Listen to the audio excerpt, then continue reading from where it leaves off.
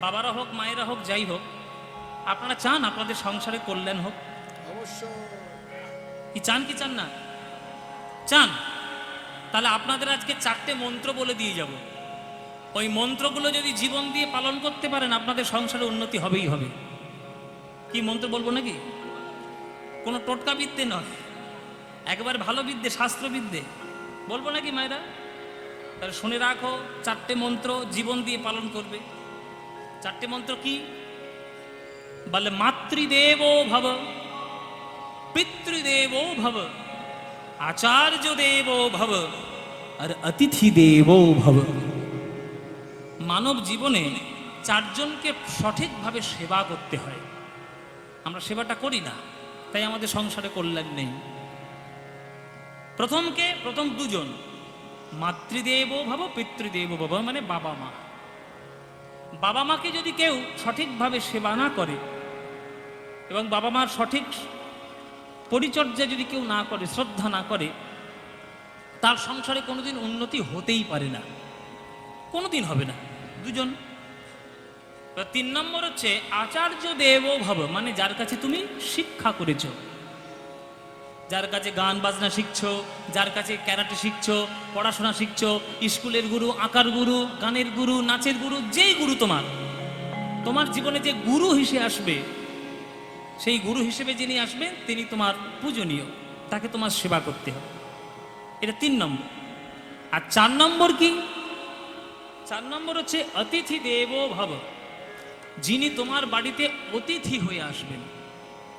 তুমি একজনকে বাড়িতে ডেকে নিয়ে এলে, ডেকে নিয়ে এসে তার সঙ্গে এমন একটা ব্যবহার শুরু করলে, সেই ব্যবহারে সে অসন্তুষ্ট হয়ে গেল, তাহলে তার ওই অসন্তুষ্ট হওয়ার জন্য তোমার সংসারে কোনোদিন কল্যাণ হবে?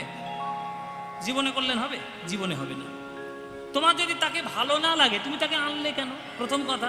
আর যদিও বা তুমি আনলে, তুমি তাকে থাকা পর্যন্ত অপমানটা করলে কেন? তাহলে অতিথির যেন কোনো রকম অসম্মান না হয়, সেইটা খেয়াল রাখতে হবে। অতিথি রূপে নারায়ণ এসেছিলেন একদিন ধরার বাড়িতে। কে বলতে পারে ভগবান হয়তো কোনো অতিথি রূপে তোমার বাড়িতে চলে এলো? আর সেই দিন যদি তুমি তাকে অপমান করো, তাহলে সেই অপমানের ভারটা তোমাকে সহ্য করতেই হবে। তাহলে অতিথির অসম্মান যেন না হয়। এই মানব জীবনে 4জনকে সম্মান করে চলবেন: বাবা, মা, গুরু আর বাড়িতে আসা অতিথি। এই সঠিক সেবা যে করবে, তার সংসারে উন্নতি হবেই হবে। আচ্ছা, আমি এই সব তত্ত্ব কথা আমি এখন এখানে বলছি কেন? কারণ আছে। রাধারানী কৃষ্ণের কাছে এসেছেন, মানে রাধারানী কৃষ্ণের অতিথি। এবার অতিথিকে কি করে সৎকার করতে হয়, গোবিন্দ নিজে করে দেখিয়ে দিচ্ছেন, দেখে নিন। নিজের মাথার সব থেকে চূড়ার মধ্যে ভালো ফুলটা ছিঁড়ে নিলেন, জয় রাধে বলে রাধারানীর চরণে সমর্পণ করলেন। তাহলে অতিথি সেবা কত সুন্দর দেখুন। আবার নিজের যে সোনার যে বস্ত্র, উড়নি, সেই উড়নি দিয়ে রাধারানীর পায়ের ধুলো ছেড়ে দিচ্ছে। রাধে, বৃন্দাবনের কঠিন মাটি হেঁটে হেঁটে এসেছো, তোমার কষ্ট হয়নি তো? নিজ পিত বাস দিয়া চরণ ধুলা ঝাড়ে, নিজ কৃতবাস দিয়া চরণ ধুলা ঝাড়ে, ললিতা মুচকি হাসে কুঞ্জলতার আড়ে, ললিতা মুচকি হাসে কুঞ্জলতার আড়ে। বলে এমন প্রেম দেখি নাই রে, এমন প্রেমে দেখি নাই, এমন প্রেমে দেখি নাই রে, এমন প্রেমে দেখি নাই এ তো জগতে তুলনা হয় না, এমন প্রেমে দেখি নাই রে, জগতে তুলনা হয় না, এমন প্রেমে দেখি নাই রে। এসব গান মেয়েদের সামনে পড়া একদম উচিত নয়। ও মায়েরা, এসব গান তোমরা শুনো না বেশি। বাবারা, বেশি এসব গান শুনতে দেবেন না, কারণ আজকের গানে শুনে নিয়ে যাচ্ছে যে কৃষ্ণ রাধারানীর চরণ ধুলো ঝেড়ে দিচ্ছে, কালকের থেকে বাড়িতে অ্যাপ্লাই করবে গিয়ে। এসব মায়েরা, কি গো মায়েরা, অ্যাপ্লাই করবে নাকি? সকালবেলা গিয়ে উনি বরের সামনে, স্বামীর সামনে, এই না ধরো, বলে ওটা কি? বলে কেন? কৃষ্ণ যদি চরণ ধুলে ঝেড়ে দিতে পারে, তোমার কি হয়েছে? সারা রাত কীর্তন শুনেছি, চরণ ধরে ধরো। কিছু মনে করবেন না বাবা, এটা আবার এখন হয়েও গেছে। আর যদি এমন পরিস্থিতি হয় যে বউয়ের পায়ে না ধরলে বউ কথা শুনছে না, তখন একটা উপায় আছে, আমার কাছে সে উপায়টা আছে। যদি আপনারা বলেন তাহলে বলে দিই। কি বাবা, বলবো নাকি? বলো। শুনে ভালো করে শুনে নাও, যাদের বিয়ে হয়ে গেছে, যাদের হব হব করছে, আমার কাছ থেকে গুরু মন্ত্রটা জেনে নিয়ে যাও। যদি এমন পরিস্থিতি আসে যে বউয়ের পায়ে না ধরলে বউ কথা শুনবে না, তখন এইটা করবেন, আমি যা বলছি তাই করবেন। কি করবেন? বেশি কথা বলবেন না, পায়েটা ধরেই নেবেন। বেশি কথা বলবেন না, পাটা ধরেই নেবেন। যত পায়ে ধরতে পারবেন তত সংসারে শান্তি থাকবে, নইলে খাওয়া দাওয়া সব বন্ধ হয়ে যাবে। হ্যাঁ, রাধারানীর চরণ ধরেছে। এবার নায়িকা যদি প্রেমময়ী হয় তাহলে নায়ককে চরণ ধরতে দেবে না, আর যদি নায়িকা প্রেমহীনা হয় তাহলে তো ভাই করে ছুটতে হবে। হ্যাঁ, কিন্তু রাধারানীর এই যে চরণ ধরে কৃষ্ণ রাধারানীর চরণ ধুলো ছেড়ে দিচ্ছে, এইটা দেখে ললিতা কুঞ্জের আড়াল থেকে মুচকি মুচকি হাসছে, আর বিশাখাকে দেখ, ওই দেখ কি অবস্থা, দেখ দেখ দেখ দেখ দেখ, দেখ। আহ, কি লজ্জা দেখো। হ্যাঁ, বলে এমন প্রেম দেখি নাই রে, এমন এ তো জগতে তুলনা হয় না, এমন প্রেম দেখি নাই রে, জগতে তুলনা হয় না, এমন প্রেম দেখি নাই রে। এ তো জগতে তুলনা হয় না, তুলনা রহিত প্রেম জগতে তুলনা হয় না, তুলনা রহিত প্রেম জগতে তুলনা হয় না, তুলনা রহিত প্রেম জগতে তুলনা হয় না, তুলনা রহিত প্রেম জগতে তুলনা হয় না, এমন প্রেম দেখি নাই রে, এমন প্রেম। এত সেবা করছে, চরণ ধুলো ঝেড়ে দিচ্ছে, চরণে ফুল দিচ্ছে, রাধে রাধে বলছে, কিন্তু রাধা রানীর কোনো সারা শব্দ নেই। তখন কৃষ্ণ চিন্তায় পড়ে গেল। কৃষ্ণ গিয়ে সখীদের কাছে বলছে, ও সখীরা বলো না কি হয়েছে, কি হয়েছে, রাধারানী রাগ করে আছে কেন? আমি কি চন্দ্রাবলীর কুঞ্জে গেছি নাকি? আমি তো আজকে যাইনি, তাহলে রাগ করার কি আছে? আমি তো চন্দ্রাবলীর কুঞ্জে যাইনি। চন্দ্রাবলীর কুঞ্জে গেলে তখন নয় রাধারানী খুব রাগ করেন, মানভঞ্জন করতে হয়, সেটা আবার রাত্রে আপনারা পালা শুনবেন। তা আমি কি করেছি আজকে? তখন ললিতা একটু কষিয়ে বলল, একটু খুঁচিয়ে দিয়ে বলল, না গোর আমার, পীড়িত জানে, পীড়িতের রীতিনীতি বোঝে না। বলে তার মানে? বলে রাধারানীর মুখ দেখে বুঝতে পারছো না, রাধারানীর আজকের মান হয়নি, হয়েছে অভিমান। ওমাইরা, মান আর অভিমানে পার্থক্য আছে। মান হলে ক্রোধ হবে বেশি, আর অভিমান হলে বিরহ হবে বেশি। আজকে রাধারানী বিরহযুক্ত রাগ, ওই জন্য অভিমান। যেই বলেছে অভিমান, তখন কৃষ্ণ রাধারানীর চরণ ধরেছে। বলো রাধে, কি উপায় করলে তুমি অভিমান দূর করবে? তখন রাধারানী পাশের দিকে, তার মানে কৃষ্ণের মুখের দিকে তাকিয়ে নয়, পাশে তাকিয়ে আস্তে আস্তে করে এবার কথা বলছে। বধূ হে, ও হে বধূ হে, এই মধুর বৃন্দাবনে তুমি বৃন্দাবন নাথ অনেক কিছু শিখেছ বটে, মন চুরি করা শিখেছ, প্রাণ চুরি করা শিখেছ, বসন চুরি করা শিখেছ, কিন্তু একটা জিনিস তোমার ভালো করে শেখা হয় নাই বধূ আমার। কি শিখুনি? আমি কি শিখিনি? কি ভালো করে আমি শিখিনি? তখন রাধারানী বলছেন, তুমি বাঁশি বাজানো জানো না, তুমি বাঁশি হরি বল, হরি বল।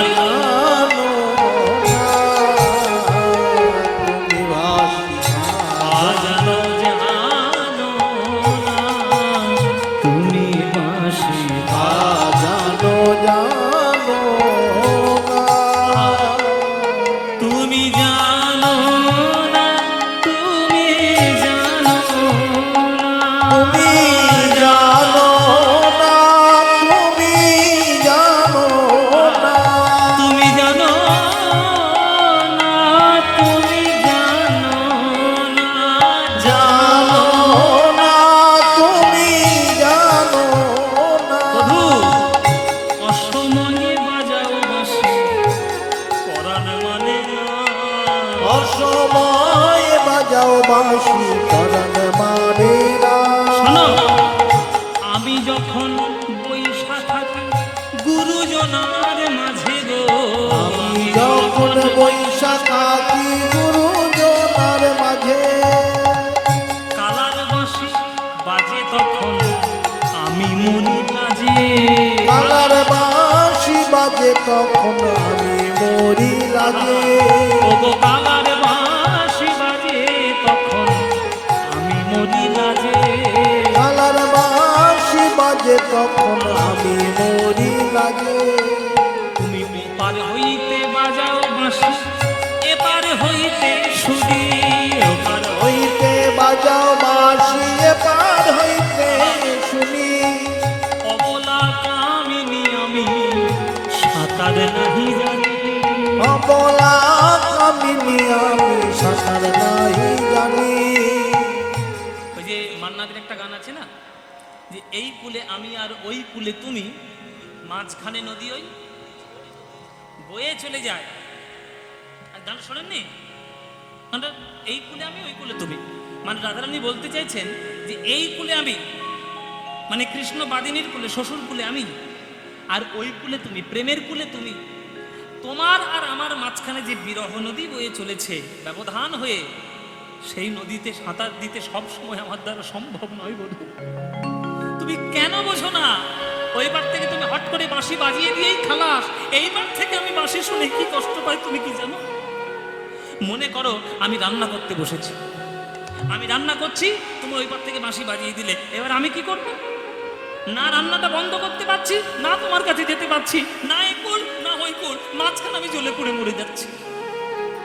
বাঁশি বাজানোর তো একটা সময় থাকবে। আমি তাহলে প্রস্তুত হয়ে বসে থাকি, এইক্ষণে আমার বধূ বাঁশি বাজাবে, তাহলে শুনবো। যখন তখন কোন বাঁশ ঝাড় থেকে তুমি এই বাঁশি তৈরি করেছো আমাকে বলো আগে, বলো। ও ভাইরা, তোমাদের এদিকে বাঁশ ঝাড় আছে? আছে বংশবাতানে? বলে বাবা বাঁশ ঝাড় থাকবে না? ও মায়েরা, এই যে বাঁশ, কোন বাঁশ থেকে গোবিন্দের বাঁশি তৈরি হয়েছে? তোমাদের মহিষবাথানের বাঁশ থেকে নাকি? না, গোবিন্দের কোন বাঁশ ঝাড় থেকে তৈরি হয়েছে এটার একটা তত্ত্ব আছে। ব্রহ্মা আর বৃহস্পতি মিলে স্বর্গে নিষ্কাম যজ্ঞ একটা করেছিল। সেই যজ্ঞে 25 পর্বের একটা বাঁশ জন্ম নিয়েছিল। সেই 25 পর্বের প্রথম 9 পর্ব থেকে তৈরি হয়েছিল ভগবান শ্রীবিষ্ণুর ধনুক, তার নাম হচ্ছে সারং। কি বললাম আমি? সারং। তারপরে 7 পর্ব থেকে তৈরি হলো ভগবান শিবের ধনুক, যার নাম কামুক।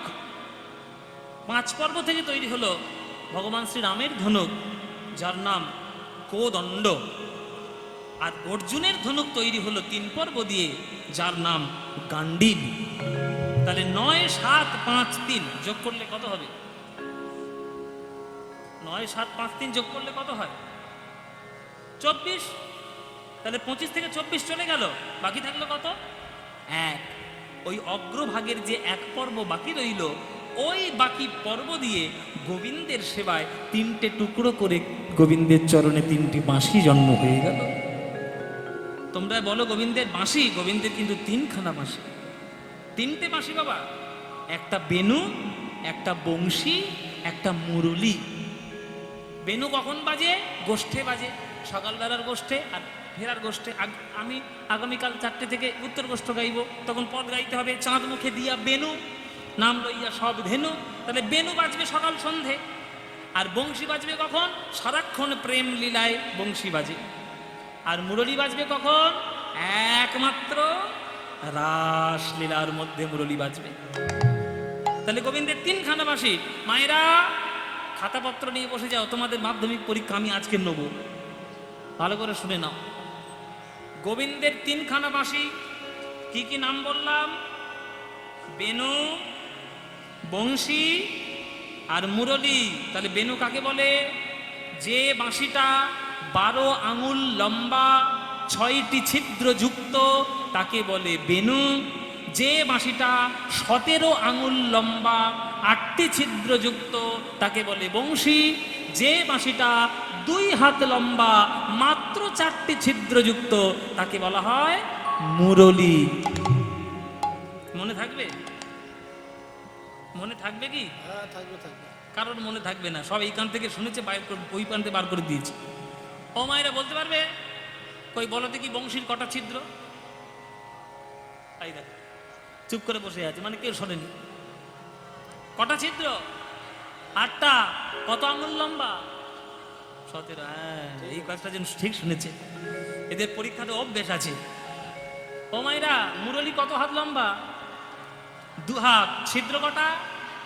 4টে। আর বেনু ছিদ্র কটা? 6টা। আর কত আঙুল লম্বা? 12 আঙুল লম্বা। সব থেকে ছোটটা হচ্ছে 12 আঙুল লম্বা বেনু। এবার রাধারানী বলছে, ওই 3খানা বাঁশি তুমি কোন বাঁশঝাড় থেকে তৈরি করছো তুমি বলো। ওই বাঁশঝাড়ের সন্ধান যদি আমি পাই, একবার টালমূল সত্য উপড়ে নিয়ে সাগরের জলে ভাসিয়ে দেবো আমি। বলো, ও গো কোন বাঁশঝাড়ের বাজাও বাঁশি তাহার যদি পাই, কোন বাজারের বাজাও বাঁশি তার যদি পাই, তার ডালে মূলে উপাড়িয়া সাগরে ভাসাই। ডালে মূলে পাড়িয়া সাগরে ভাষা। এত সুন্দর গান, এত সুন্দর একটা পদ যিনি লিখেছেন তিনি কিন্তু একজন মুসলমান। নবদ্বীপে তার বাড়ি। সচিমাকে দিদি দিদি বলতো, তাই সেই সম্পর্কে নিমাই তার ভাগ নেই। কিন্তু কীর্তন বন্ধ করে দেবে বলে খোল ভেঙে দিয়েছিল। আর তার বাড়ি ঘেরাও করে মহাপ্রভু কীর্তনের মহিমা বুঝিয়েছিলেন। সমাধি ক্ষেত্রের উপর একটা চাঁপা ফুলের গাছ পুঁতে দিলেন। এখনো পর্যন্ত সেই চাঁপা ফুল একটি করে পড়ে মহাপ্রভুর কৃপারূপে চাঁদ কাজীর সমাধিতে পড়ছে। সেই চাঁদ কাজীর লেখা এত সুন্দর পদ, তাই না? ওগো চাঁদ কাজী বলে আমি বাঁশি শুনে ঘুরি, চাঁদ কাজী বলে আমি বাঁশি শুনে ঘুরি, চাঁদ কাজী বলে আমি বাঁশি শুনে ঘুরি, চাঁদ কাজী বলে আমি বাঁশি শুনে ঘুরি। জীবনা জীবনা আমি নাদি ঠিলে হরি, জীবনা জীবনায় আমি না দেখিলে হরি, ও জীবনা জীবনা আমি নাদি ঠিলে হরি। জীবনা জীবনায় আমি না দেখিলে হরি। বাঁশি বাজানো জানো না তুমি, বাঁশি বাজানো জানো জানো না তুমি, বাঁশি বাজানো জানো, বাজানো জানো, বাজানো জানো না।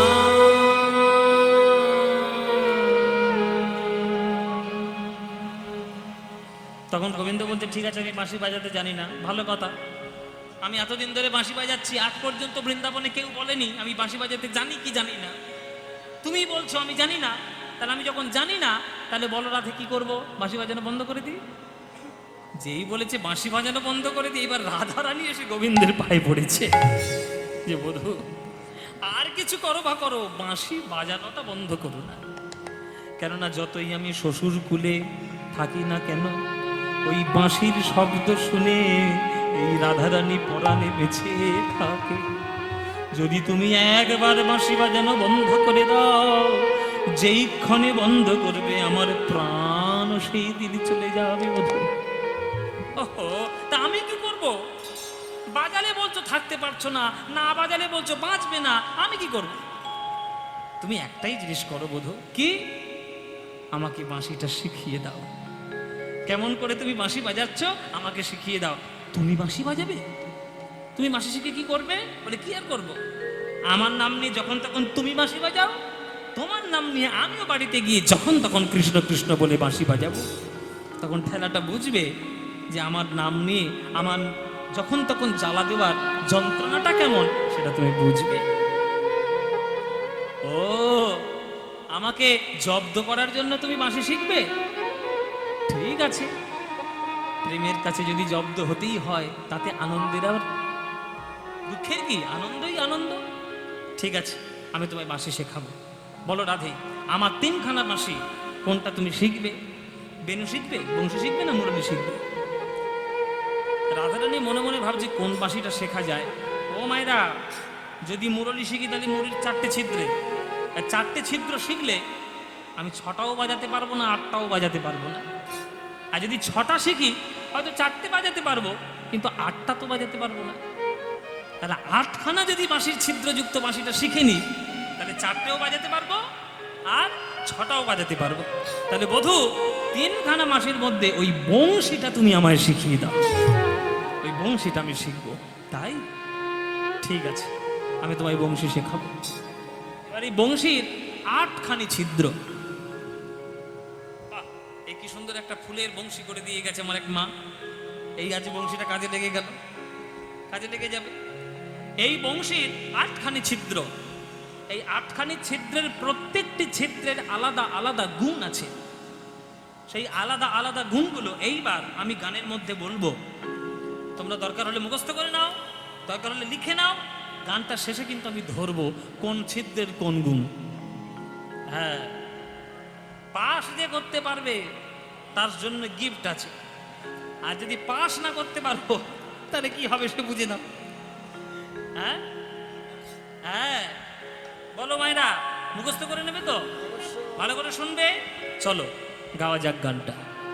রাধারে লইয়া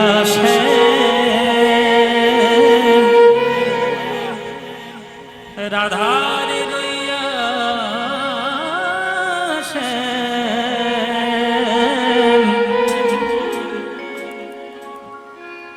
মুরলি শিখায় নানা রঙে। আহা, রাধারে লইয়া মুরলি উলুধ্বনি মায়েরা, উলুধ্বনি। রাধারে লইয়া মুরলি শিখায় নানা রঙে। রাধারে লইয়া মুরলি শিখায় নানা। প্রথম রন্ধ্রের গানে ব্রহ্মার ভাঙিল ধ্যানে। প্রথম রন্ধের গানে ব্রহ্মার ভাঙিল ধানে। প্রথম রন্ধ্র যেই বাজানো হলো, ব্রহ্মলোকে বসে বসে ব্রহ্মার ধ্যান ভেঙে গেল। কে কে কে বাঁশি বাজালো? এমন এক বাঁশি বাজালো আমার ধ্যান ভঙ্গ করে দিল। তাহলে প্রথম ছিদ্রে ব্রহ্মার ধ্যান ভঙ্গ হয়ে গেল। আর দ্বিতীয়তে যমুনা উজায় রাধে। দ্বিতীয়তে যমুনা উজায় রাধে। দ্বিতীয়তে যমুনা উজায় রাধে। দ্বিতীয়তে যমুনা উজায়। তোমাদের কাছাকাছি নিশ্চয়ই নদী আছে, তাহলে তোমাদের জানা উচিত। বলো, উজানে বওয়া মানে কাকে বলে? উজানে বয়ে যাওয়া মানে কাকে বলে? হ্যাঁ বাবা, হ্যাঁ, গতির উল্টো পথে যাওয়া। মনে করো এই যে এখন তো দক্ষিণে হাওয়া হয়, এখন দক্ষিণে হাওয়া হচ্ছে, তাহলে দক্ষিণে যখন হাওয়া হবে তাহলে নদীর ঢেউ কোন দিকে যাবে? উত্তরের দিকে যাবে। কিন্তু হাওয়া হচ্ছে দক্ষিণে আর ঢেউটাও আসছে দক্ষিণে। এই ব্যাপারটা যখন ঘটবে তখন বলা হবে উজানে বওয়া। স্রোতের বিপরীতে বা হাওয়ার বিপরীতে যে গতিপথটা চলে তাকে বলে উজান গতিপথ, উজানে বয়ে যায়। হ্যাঁ, স্রোতের উল্টো দিকে। এবার কৃষ্ণের দ্বিতীয় ছিদ্র যখন বাজে বাঁশিতে, তখন এই বাঁশির দ্বিতীয় ছিদ্র যখনই বাজবে তখন যমুনার গতিপথ সঙ্গে সঙ্গে ঘুরে পরিবর্তন হয়ে যায়। এটা দ্বিতীয় ছিদ্রের গুণ। আর তৃতীয় রন্ধ্রের কথা শুনো বৃষভানুসুতা। তৃতীয় রন্ধের কথা শুনো বৃষভানুসুতা। তৃতীয় রন্ধ্রের কথা শুনো বৃষভানুসুতা। তৃতীয় রন্ধের কথা শুনো বৃষভানুসুতা। পবনের হত গতি হয় রাধে। পবনের হত গতি হয় রাধে। পবনের হত গতি হয়। পবনের হত গতি হয় মুরলি শিখায় নানা রঙে। রাধারে লইয়া মুরলি শিখায় নানা রঙে। রাধারে লইয়া মুরলি শিখায় নানা রঙে। রাধারে লইয়া মুরলি শিখায় নানা রঙে। পবন মানে কি? বাতাস। বাতাসের কাজ কি? বাতাসের কাজ হচ্ছে পৃথিবীকে প্রদক্ষিণ করা। আপনারা যারা ভূগোল পড়েছেন তারা তো জানবেন যে পৃথিবীর চারিদিকে 8খানা বায়ুর স্তর থাকে। হ্যাঁ, ওজোনোস্ফিয়ার, ম্যাগনেটোস্ফিয়ার, স্ট্র্যাটোস্ফিয়ার পড়েছেন না? এইগুলো হচ্ছে বায়ুর স্তর। এরা পৃথিবীর চারিদিকে ঘোরে। এবার ঘুরতে ঘুরতে পবন দেবতা মনে মনে ভাবলো, বৃন্দাবনে যখন এসেছি তখন তৃতীয় ছিদ্র বাজছে। এবার পবন দেবতা মনে মনে ভাবলো যে আমি যদি ঘুরে চলে যাই আবার যখন ফিরে বৃন্দাবনে আসব, তখন যদি গোবিন্দের বাঁশি না বাজে, তখন যদি না বাজে, তাই তৃতীয় ছিদ্র যখন বাজছে আমি এই বৃন্দাবনেই থেমে যাব। কেন না, একবার শুনে তো যাই, আর ভাগ্যে হয় কি না হয়, আমি আর একবার শুনিব, আর একবার শুনবো, আর ভাগ্যে হয় কি না হয়, আর একবার শুনিব, আর ভাগ্যে হয় কি না হয়, আর একবার শুনবো, আর ভাগ্যে হয় কি না হয় গোবিন্দের ওই মধুর বাঁশি, আর ভাগ্যে হয় কি না হয় গোবিন্দের ওই মধুর বাঁশি, আর ভাগ্যে হয় কি না হয় গোবিন্দের মধুর বাঁশি, আর ভাগ্যে হয় কি না হয় গোবিন্দের মধুর, আর ভাগ্যে হয় কি না হয়, আর একবার শুনিব, আর একবার শুনিব। আর একবার শুনবো। তাই পবনেরও হতগতি হয়। তাহলে তৃতীয় ছিদ্র হয়ে গেল। এবার চতুর্থ ছিদ্র। চতুর্থ রন্ধ্রের সুরে ধেনুগণ আপনি ফিরে, চতুর্থ রন্ধ্রের শুনে ধেনুগণ আপনি ফিরে, চতুর্থ রন্ধ্রের সুরে ধেনুগণ আপনি ফিরে। চতুর্থ রন্ধ্রের শুনে ধেনুগণ আপনি ফিরে, তারা কি করে? তারা তৃণমুখে ঊর্ধ্ব পুচ্ছে ধায় হে রাধে, তৃণমুখে পুচ্ছে ধায় রে তারা, তৃণমুখে ঊর্ধ্ব পুচ্ছে ধায় রে তারা, তৃণমুখে ঊর্ধ্ব পুচ্ছে ধায় রে। তৃণমুখে ঊর্ধ্ব পুচ্ছে তারা ধায়, মানে গরুগুলো এমনি এমনি চড়ে চড়ে বেড়ায়। চালাতে হবে না, বাজাতেও হবে না। ও মায়েরা, সাধারণ রাখালরা যখন গরু চড়ায় তখন মুখ থেকে আওয়াজ দেয়, আবা ধ্বনি, আবরি আবার হর হর হট হট হট হট হট হট, এটা আওয়াজ দেয়। কিন্তু কৃষ্ণ রাখাল, কৃষ্ণের কিন্তু আওয়াজ দিতে হয় না। কেন না, কৃষ্ণ ওই বাঁশিতে চতুর্থ ছিদ্র যেটা আছে ওটা যেই বাজাবে, গরুগুলোকে বলতে হবে না, আপনা আপনি ছুটে ছুটে চলে আসবে।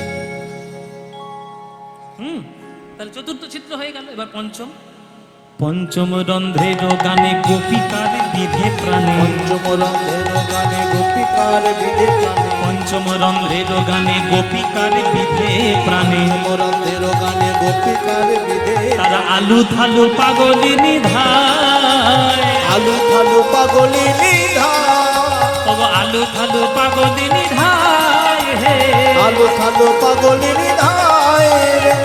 এই যে রাধে তুমি বলছো থাকতে পারছো না, ঘুমোতে পারছো না, খেতে পারছো না বাঁশি শুনে, এইটা কিন্তু পঞ্চম ছিদ্রের গুণ সারা বৃন্দাবনে মজে যায়। এই পঞ্চম সুরে সারা বৃন্দাবন মজে যায়। একটাও কিন্তু গোপী ঘরে থাকবে না, সব চলে আসবে। এইবার ষষ্ঠ সুর। ষষ্ঠম রন্ধ্রের রীতি কদম্ব হয় বিকশিত, অষ্টম রন্ধ্রের রীতি কদম্ব হয় বিকশিত, ষষ্ঠম রন্ধ্রের রীতি কদম্ব হয় বিকশিত, অষ্টম রন্ধ্রের রীতি কদম্ব হয় বিকশিত, ষড় ঋতু একত্রে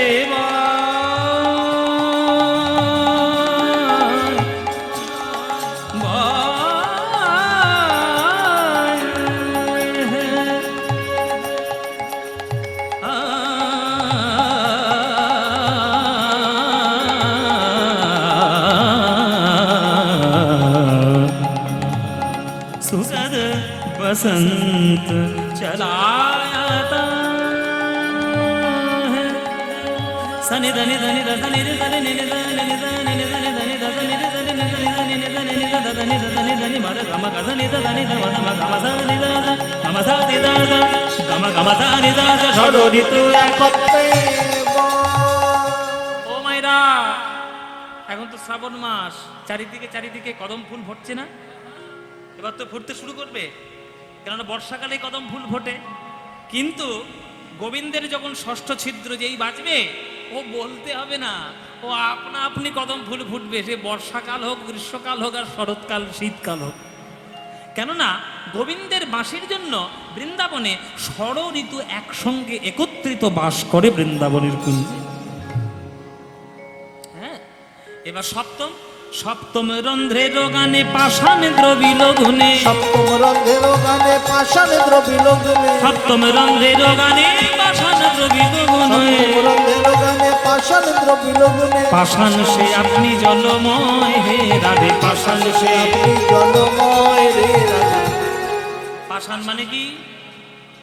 পাষাণ মানে কি? পাথর। পাথর গলে জল হয়ে যায় গোবিন্দের এই সপ্তম ছিদ্রে। এবার খাতা পেন নিয়ে বসো, তোমাদের পরীক্ষা হবে। মাধ্যমিক, উচ্চ মাধ্যমিক, বিএমএ সব হবে আজকে। ভালো করে খাতা নিয়ে বসো, আমি এবার একবার একটা একটা করে ধরবো তোমাদের। বলো, প্রথম ছিদ্রে কি হয়? ব্রহ্মার। বাহ, বেশ মন দিয়ে শুনেছে, পরীক্ষার ভয়ে শুনেছে ভালো করে। আচ্ছা, দ্বিতীয় ছিদ্রে কি হয়? হ্যাঁ, যমুনা উজানে বয়ে যায়। শুধু সামনেগুলো বলছে, তোমাদের কি হয়েছে বলো, জোরে জোরে বলতে হবে।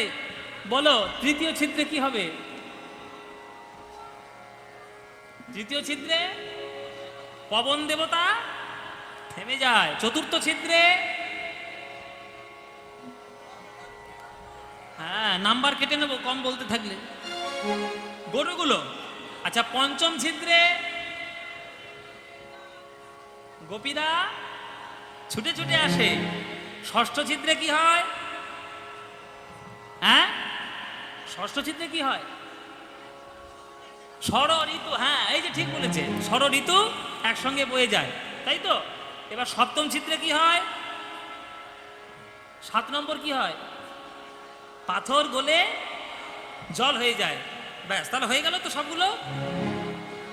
হ্যাঁ, কি আবার বাকি? না, না, হয়ে গেছে, হয়ে গেছে। বাকি আছে কোনটা? ও এই রে, 8 নম্বরটা বাকি আছে না? এই রে, মাস্টারের ভুল হয়ে গেছে। ও মায়ের 8 নম্বরটা বাকি আছে। আমি কি বলেছি তোমাদের জানাই নিচ্ছে করে, এমনি এমনি তোমাদের বললাম না প্রথমেই, পেটে কথা থাকে না, তোমাদের পেটে কথা থাকে না। তোমরা যদি বলো তবেই বলবো, নইলে বলবো না। 8 নম্বর ছিদ্রটা বাকি থাকবে। বাকি থাক, জেনে নেবে। হ্যাঁ, বলতে হবে, বলতে হবে। এ মহা মুশকিল করে। তোমরা যদি এটা জেনে নাও, আর জেনে নিয়ে তোমরা যদি গুরুমারা বিদ্যে ধরো। গুরুমারা বিদ্যে জানো না? গুরুমারা বিদ্যে কাকে বলে? শোনো, শিষ্যকে কোনোদিন সব শেখাতে নেই। শিষ্যকে যদি সব কিছু শিখিয়ে দাও, সঙ্গে সঙ্গে শিষ্য গুরুমারা বিদ্যে ধরবে। এই তো তাই করছে, তাই। হ্যাঁ, এখনকার দিনে তাই হয়। শিষ্যকে যদি বেশি শিখিয়ে দাও, শিষ্যই গুরুমারা বিদ্যে ধরবে। হ্যাঁ, কি বলছে? একটা কুস্তিগির ছিল, বুঝলেন? 60 বছরের কুস্তিগির। সে মনে মনে ভাবছে, মরেই তো যাবো, একটাও তো শিষ্য করে যেতে পারলাম না। কেউ যদি শিখতে আসে অন্তত ভালো করে শেখায়। একটা 25 বছরের ছেলে এসেছে, ছোকরা, ছোলা বাদাম খাওয়া শরীর, বেশ হৃষ্টপুষ্ট শরীর। এসে গুরুদেবের কাছে বলছে, গুরুদেব আপনার কাছে আমি কুস্তির প্যাঁচ শিখতে চাই। আয় বাবা আয়, একটা শিষ্য অন্তত করে যাই। হ্যাঁ, তোকে যাই, তুই যা শিখবি বাবা, তোকে সব শিখিয়ে দেবো। হ্যাঁ, এবার গুরুদেবের পায়ে তেল দিয়ে দিয়ে ভালো করে গুরুদেবের কাছ থেকে সব বিদ্যে রপ্ত করে নিয়েছে। হ্যাঁ, রপ্ত করে নিয়ে কি করে প্যাঁচ দিতে হয়, কি করে কুস্তির প্যাঁচ, কি করে ল্যাং মেরে ফেলে দিতে হয়, কি করে চেপে ধরতে হয়, সব বিদ্যে শিখে গেছে। এবার সমস্ত কিছু শিখে গিয়ে এইবার গুরুদেব বলছে, তুই হইলি আমার 1 নম্বর শিষ্য বাবা। বলে, খুব ভালো কথা গুরুদেব, তাহলে আমি 1 নম্বর শিষ্য? বলে, হ্যাঁ 1 নম্বর। বলে, তাহলে আমার উপর কেউ নেই? বলে, কেউ নেই, আমি আছি, তুই আছিস। বলে, বাহ, তাহলে খুব ভালো ব্যাপার। এই বলে পরের দিনে গুরুদেব বাজার করতে গেছে। গুরুদেবের মাথা গরম। কি বাবা? বাজারে একটা পোস্টার পড়েছে, ওই শিষ্যটাই লাগিয়েছে, অমুক জায়গায় অমুক দিনে অমুক সময় আমার সঙ্গে আমার গুরুদেবের লড়াই হবে কুস্তির। দেখে তো গুরুদেবের মাথায় বাজ, সর্বনাশ। আমার কাছ থেকে বিদ্যে শিখে নিয়ে তুই লোকের সঙ্গে লড়াই করবি, আমার সঙ্গে লড়াই করবি? দেখতে তোর বাজারের নিকুচি করেছে বলে বাজারের থলি ফেলে দিয়ে গজগজ করতে করতে বাড়িতে এসছে। বউ বলছে, কি হলো, তুমি রেগে গেলে কেন, এত গজগজ করছো কেন? বল, করবো না, এই এই ব্যাপার। ওই জন্য কোনোদিন কাউকে শেখাইনি, ঠিক করেছিলাম, একদম কাউকে শেখাতে নেই। তখন বউ বলছে, আহা হা হা, বুড়ো ভাম আমার, হ্যাঁ বয়স হয়েছে, মাথা চালাতে শেখেনি। মানে কি বলতে চাইছো? বলে, তুমি অবশ্যই করে দিন কুস্তির লড়াই লড়তে যাবে। বলে, হ্যাঁ, বুড়োটা যাতে তাড়াতাড়ি সঙ্গে যায় সেই ব্যবস্থা করছো। সেই কথা না শুনে কথার উপর কথা বলো। শোনো, যেদিন তুমি লড়াই করতে যাবে, কোমরে করে একটা চামচ নিয়ে যাবে। বলে, চামচ নিয়ে যাবো কেন, কি পায়েস খেতে যাচ্ছে সেইখানে? বলে, শোনো, চামচ নিয়ে যাবে এই কারণে, যখন শিষ্য তোমার সঙ্গে লড়াই করতে আসবে, তখন তুমি চামচটা দেখেই বল, এরকম করে দেখেই বলবে। যখন শিষ্য বলবে, গুরুদেব ওটা কি, তখন তুমি বলবে, বেটা তোকে সব শিখিয়েছি, তোকে চামচ প্যাঁচ শেখাই, এই বিদ্যায় তোকে জব্দ করব। বলে, ভালো কথা। এবার গুরুদেব গিয়েছে কোমরে করে চামচ গুজে নিয়ে, আর শিষ্য মনে মনে ছকে এসেছে মায়েরা, যে আজকে সুযোগ যখন পাবো গুরুদেবকে এমন একটা ঘুষি মারবো যে ওই পুরো ওইখানেই পড়ে যাবে একবার। আজকের গুরুদেবের পটকে দেবো। আজকে গুরুদেবকে একবার পটকে দেবো। 5 কিলো দেখো কি ছোলা হয় খেয়েছি, আজকে গুরুদেবের। 5 কিলো ছোলা এবার সেই খেয়েছি। শিষ্য লড়াই করতে আসছে গায়ে তেল টেল মেখে। বাহ! ও মায়েরা চেহারা দেখেছে? যেই গুরুদেবের সামনে তেল টেল মেখে এসছে, আর গুরুদেব এইবার এই বইয়ের কথা মতো চামচটা বার করে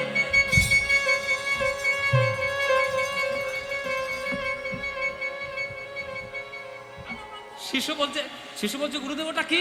তুমি তো সেদিন বললে সব বিদ্যে শিখিয়ে দিয়েছো। গুরুদেব বলছে সব বিদ্যে শেখাবো তোকে? আমার জন্য এই বিদ্যে আছে, তোকে আমি চামচ প্যাচে জব্দ করবো। চামচ প্যাচ। তখন শিশু মাইক নিয়ে বলছে খেলা বন্ধ, খেলা বন্ধ, আজকে খেলা বন্ধ, আমি এই চামচ প্যাচটা শিখে আসবো, তারপরে লড়াই করবো। এই হচ্ছে গুরু মারা বিদ্যে। রাধারানীকে কৃষ্ণ বলছে শোনো রাধে, হ্যাঁ তোমাকে অষ্টম ছিদ্রটা যদি শিখিয়ে দিই, এইটাই আমার আসল বিদ্যে, এইটাই তুমি আমায় জব্দ করবে, ওইটা আমি শেখাতে পারবো না। রাধারানী বলছে দেখো বধূ, শিখবো যখন বলেছি তখন সবই শিখবো, একটা বাদ দেবো কেন? ওইটাও আমায় শিখিয়ে দিতে হবে। ওটাও শেখাবে? বলে হ্যাঁ, ওটাও আমায় শিখিয়ে দিতে হবে। বলে, ঠিক আছে। ও মায়েরা, তাহলে অষ্টম ছিদ্র এইবার আসল জায়গা, তোমরা মন দিয়ে শুনে নাও। রাধারানী মন দিয়ে শোনো, শোনো রাধে। অষ্টম রন্ধ্রে তেরাই, অষ্টম রন্ধ্রে তেরাই, রাধে অষ্টম রন্ধ্রে তেরাই, ও গো রাধে বিনোদিনী অষ্টম রন্ধ্রে তেরাই, রাধে রাধে রাধে অষ্টম রন্ধ্রে তেরাই, ও রাধে অষ্টম। বন্ধ করো, খালি ও রাধে অষ্টম রন্ধ্রেতে দেয়, বলতে পারে না। বলবে তো অষ্টম রন্ধ্রেতে কি করো? বলে বলতে গেলেই তো ভয় হচ্ছে, যদি তুমি গুরু মারা বিদ্যে ধরো, আর কিচ্ছু হয় না, তুমি বলবে তো। শোনো, এই অষ্টম ছিদ্রই হচ্ছে আমার প্রাণের জায়গা।